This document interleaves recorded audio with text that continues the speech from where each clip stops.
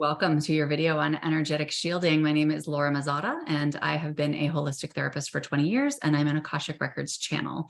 If you do not know much about the Akashic Records, it is an intuitive space where you connect with a lot of spiritual guides, and you can learn more about that in the link in the description of this video. I have a video for Akashic Records for beginners that teaches you about what they are, why they are so effective, teaches you how to start opening your records and entering the space yourself, making it your own, creating your own relationships, and starting to download information. So without further ado, let's get to our content on energetic shielding. So the concept of energetic shielding is something that I used to teach my clients as well. And it's something that I do not teach anymore unless it's really necessary. And I'm going to explain that in a minute. So what is energetic shielding? Energetic shielding is really being able to call in a layer of protection around yourself, around your body, your energy field. Your energy field extends about a few inches beyond your physical body.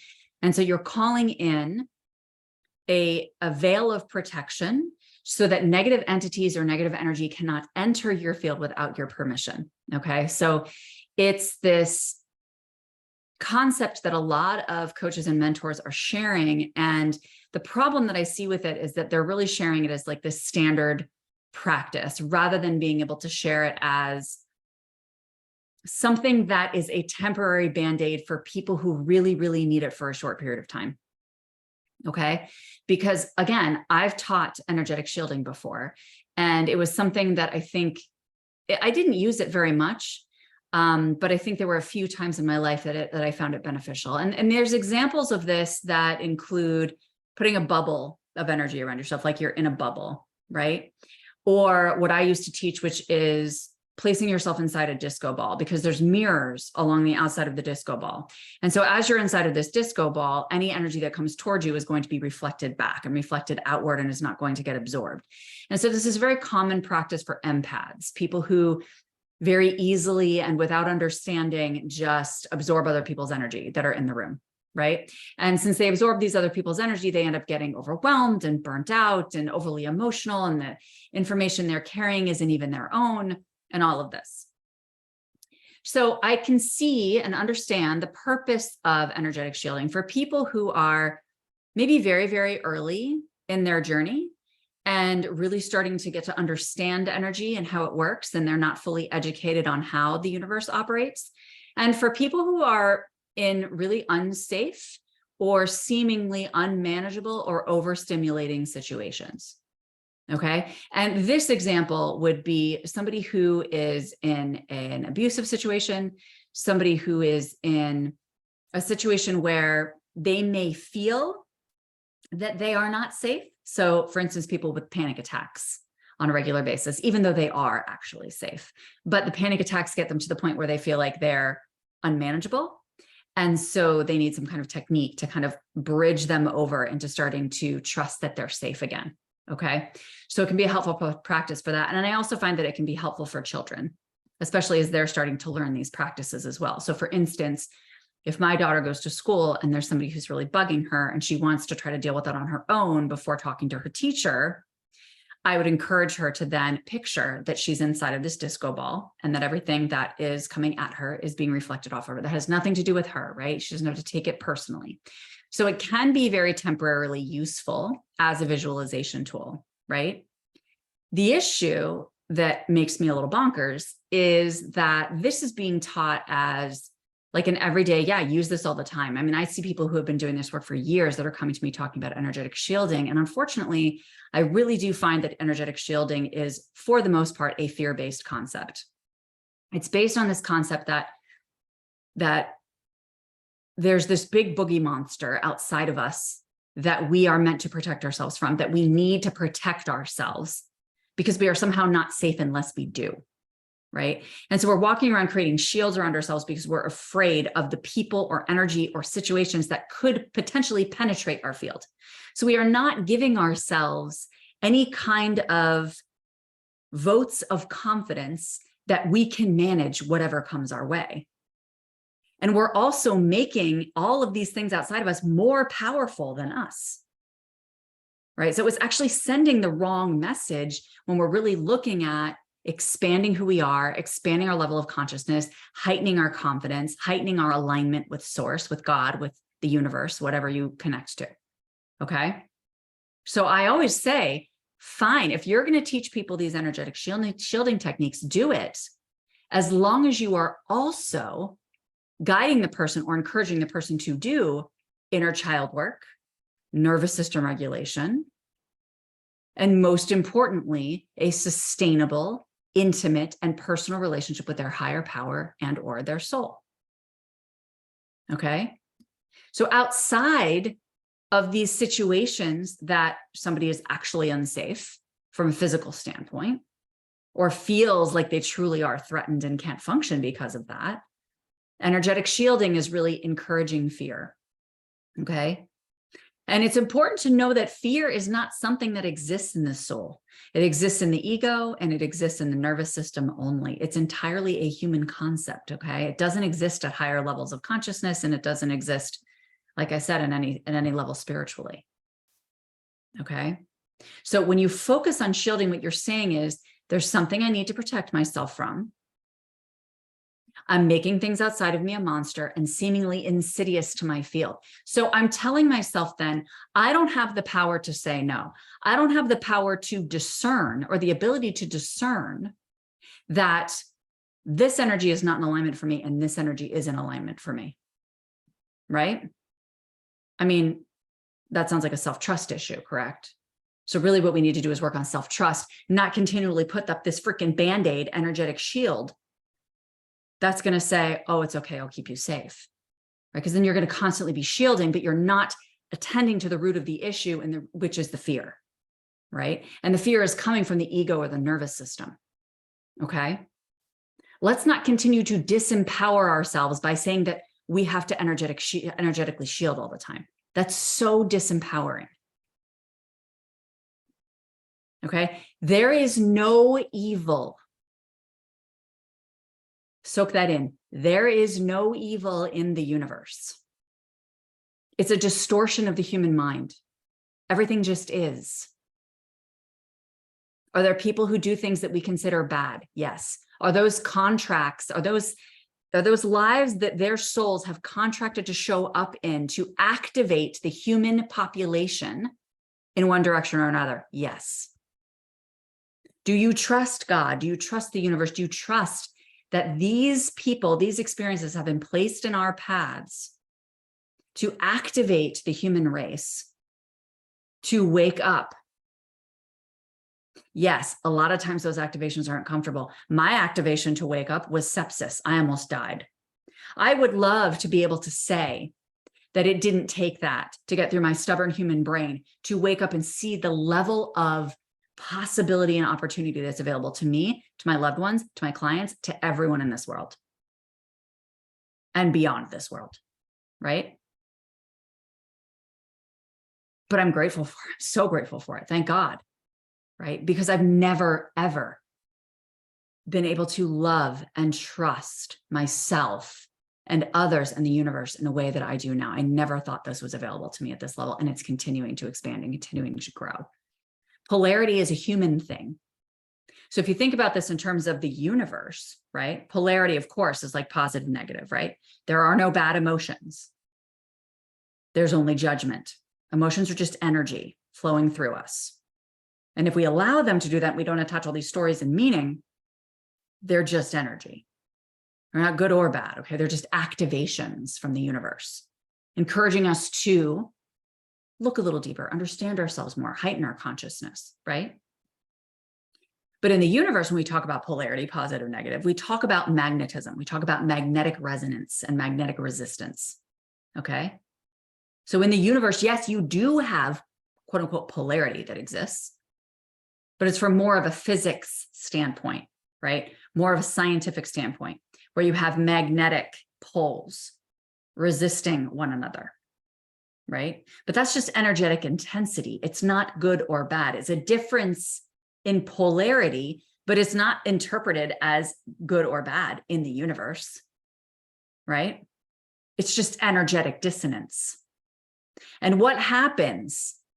What does that result in the universe when there's energetic dissonance? Sometimes explosions. right? Which is what we have here on this planet all the time. We have explosions every freaking day, right?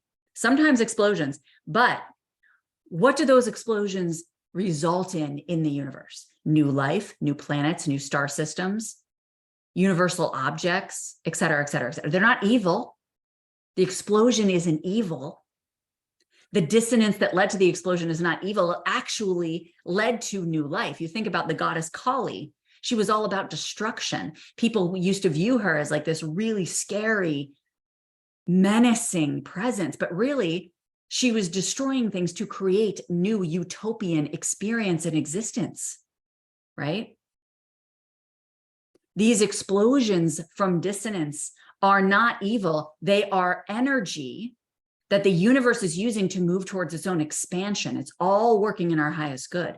So to say that you are going to shield yourself from any energy at all is cutting yourself off from your own expansion so that you don't have to feel uncomfortable. We are shielding so we can avoid feeling uncomfortable, so that we can avoid sitting with ourselves and getting really, really clear and intimate with our own alignment and what that looks like and what that feels like, right? And some people may need to establish shielding before they turn toward and accept the temporary discomfort. Because the discomfort is temporary. It's not going to last forever. Some people might need to have that visual temporarily to make them feel safe so that they can forward their intention of turning towards the discomfort and allowing that dissonance to be present in their field because they know without a doubt it's turning into something expansive.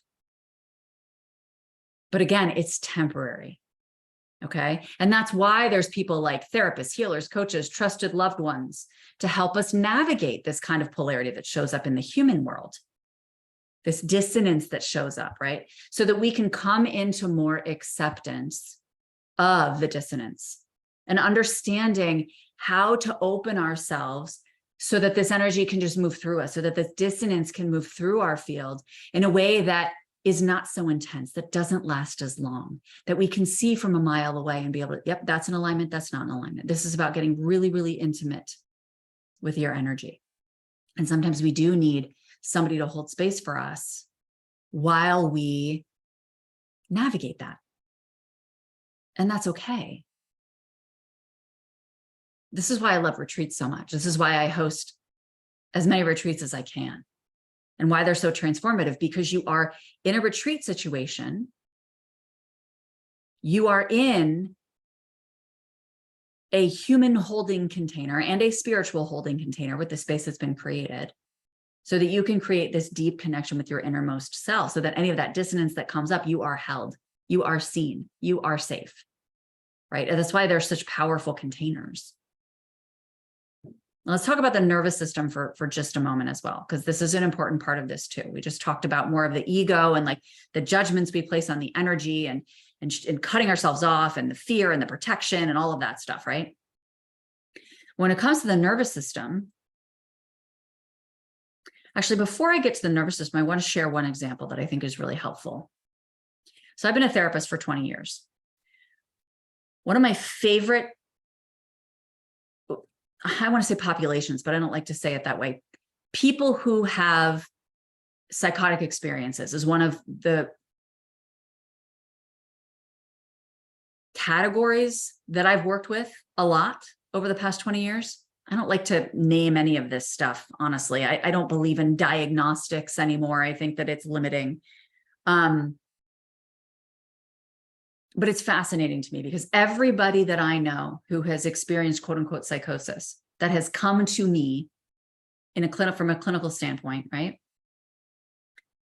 Every single time they turn toward their hallucinations or they turn toward the voices that are coming at them or these really scary visuals, right? You can say that that's an evil demon. I had one client who's multiple actually, who just thought was always seeing demons, right? Demons do not exist. Our human minds distort this dissonant, intense energy that's being sent from the universe into us to activate our planet and to create change. And sometimes that's in an intense way, but it's not evil. Okay, but that we perceive it that way because it's very intense, and it's not it. The way the universe communicates is not the way that we communicate. It communicates through vibration. And so we pick up on that intensity with these very intense images or these very intense sounds, or, you know, because we incorporate and integrate this energy into our being through integration of our senses, right? That's the only thing we know a lot of the time is our senses. Every single time these clients would turn toward the hallucination, I was like, well, have you talked to the demon? God, no. It scares the shit out of me. It's going to kill me. I was like, let's do it. Let's just turn toward the demon and talk to it. What's going on, dude? Like, what you doing here? What message do you have for me? Every single time vanishes or softens, turns into a guide, turns into an angel, something like that. Right? So it's not necessarily a manifestation of their own mind. Yes, this is universal energy visiting them a lot of the time. Right? But this shows you with the ego how we can get so tripped up, and it's something that we don't even realize. We don't even realize we are generating within and creating this belief system about what's out there that is just so far from the intentions of universal love that has always been intended by source. So let's talk about the nervous system now. With the nervous system, our nervous systems in human beings are wired for survival, right? We are wired for survival. And the nervous system is literally always trying to scan for threats to keep us alive. Okay, it's part of its main job. It's literally gripping to survival. And the problem is that we then, especially with people talking about nervous system regulation, and I believe in nervous system regulation, I use it myself, don't get me wrong, but it's interesting because in this new shift in consciousness, there's this heightening to 5D consciousness that we're moving towards as a collective. Our nervous system is still part of our physical body. It's still something that our human is expressing. And our soul and our energy and our higher selves and source is a hell of a lot bigger than the nervous system. It's bigger than the fear. It's bigger than the wired for survival, right? Do you think that our nervous systems like being hypervigilant all the freaking time and like looking around, like scanning for threats, always kind of waiting in the wings to just like bounce and say, oh, protect you, right? How liberating would it be for the nervous system to not be so hypervigilant? Like, we are here to retell the story to the nervous system and fully surrender ourselves to the universe and God. The soul always feels safe, always, always. Coming into intimate understanding of your soul and your relationship with it is the most sustainable way to secure safety and ease in your nervous system and energy field. I'm going to say that again.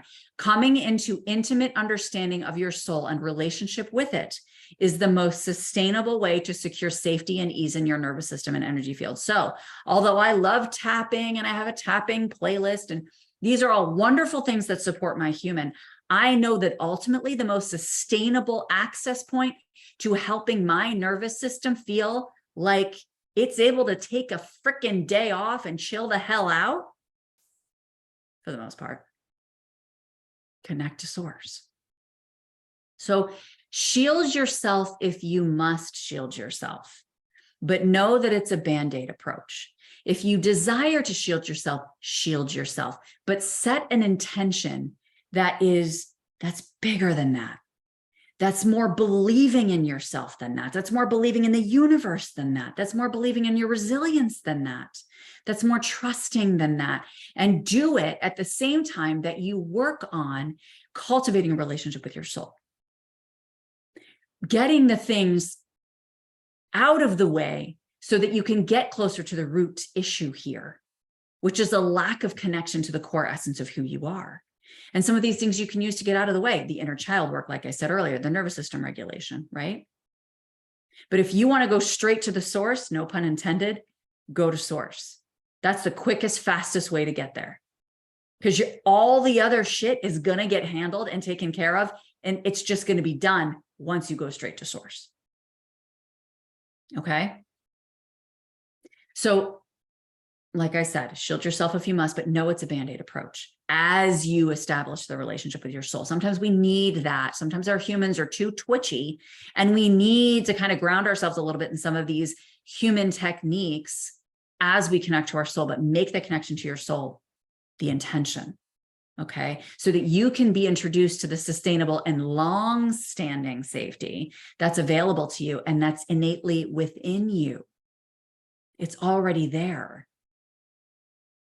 Know that that's what you're getting to so that you're not continuing to go through this cycle of new strategy, new way of managing my nervous system, always having to talk myself down, always having to rely on this or that, always waiting until I get to therapy next. Da, da, da, da, da. It's all good temporarily. And we need one another to reflect these kinds of concepts to each other so we can continue to grow and expand. But please, do not make energetic shielding your crutch. Do not let it suck you in to this concept of everything's evil and I'm a victim, right? That's what's implied here. Or I could be a victim. So I'm going to put my energetic shield up so because I could be like, that is no way to live. That's living in freaking fear. Talk about agitating your nervous system, right? So be aware that yes, it's a tool and it has its place. But when we're talking about, I am all about sustainable healing, longevity. Because I'll tell you, as a therapist for 20 years, although I know therapy is very, very effective and helps a lot of people, there's a lot more, particularly chronic people with chronic symptoms, physical or mental health, that continue to go through the same cycles over and over and over again. Because of the Band-Aid approaches, because they're not getting to that sustainable core. And I'll tell you, all my clients who followed me from traditional therapy to what I'm doing now, like a light switch, they found themselves. I saw them at a new level even, but I've been seeing things in them for years that they couldn't see in themselves. That was the most beautiful part. They were waking up to themselves, to seeing themselves. This is all the work that I do in my vitality program. It's my online 8-week vitality program. You could check out the link in the description below. If you haven't met me before and you want to jump on a call, you can grab a vibrational assessment. That's a way that I can just tune into your field and make recommendations about what feels really aligned for your path right now. But I appreciate you listening to this. I appreciate you receiving all this information. I hope you have a wonderful day. And don't forget to like and subscribe below and hit the notification bell for updated videos and tappings and Akashic goodness. Have a wonderful day. Bye.